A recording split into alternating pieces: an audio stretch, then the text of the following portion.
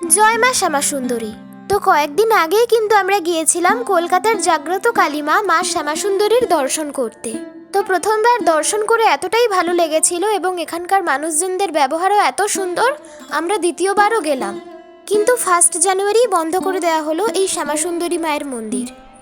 ভেবেছিলাম 1 জানুয়ারি মায়ের দর্শন করে নতুন বছরে শুরু করব, কিন্তু সেটা আর হলো না। তো সোশ্যাল মিডিয়াতে কিন্তু এই মন্দির নিয়ে প্রচুর তর্ক বিতর্ক চলছে।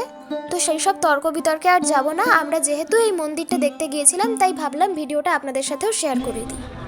দুপুর ঘর থেকে বেরিয়ে চলে গিয়েছিলাম শিয়ালদা স্টেশনে। সেখান থেকে মানিকতলাগামী বাসে করে চলে এসেছিলাম এই মন্দিরে। তো দেখুন মন্দিরে কত বড় লাইন পড়েছে।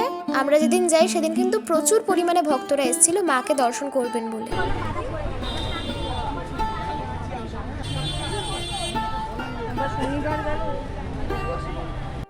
তো আপনারা এবারে মাকে ভালোভাবে দর্শন করুন। এখানে 6 বছরের বালিকা রূপে কিন্তু মা পূজিত হয়ে থাকেন। তো এখানকার ট্রাস্টের লোকেদেরও ব্যবহার কিন্তু খুব সুন্দর। কোনো রকমভাবে প্রেশার ক্রিয়েট করা হয় না, একটা টাকাও কিন্তু এখানে দাবি করা হয় না। ভক্তের যা সামর্থ্য তাই এখানে মাকে প্রণামী দেওয়া হয়। এখানে আপনি মায়ের মুখের মধুর হাসি দেখে কিন্তু সমস্ত দুঃখ কষ্টের কথা ভুলে যাবেন। তো প্রায় 2 ঘন্টারও বেশি সময় ধরে আমরা লাইন দিয়ে মাকে অবশেষে দর্শন করতে পারলাম। আমরা মাকে পুষ্পাঞ্জলিও দিয়েছিলাম। মহাকালী কালিকে পাপহারিণী ধর্মার্থ মোক্ষদে দেবী নারায়ণী নমস্তুতে।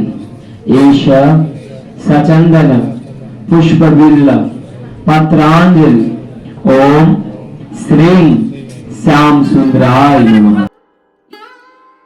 তো আজকের ভিডিওটা এই পর্যন্তই। সবাই ভালো থাকবেন, সুস্থ থাকবেন। দেখা হচ্ছে নতুন কোনো ভিডিওতে।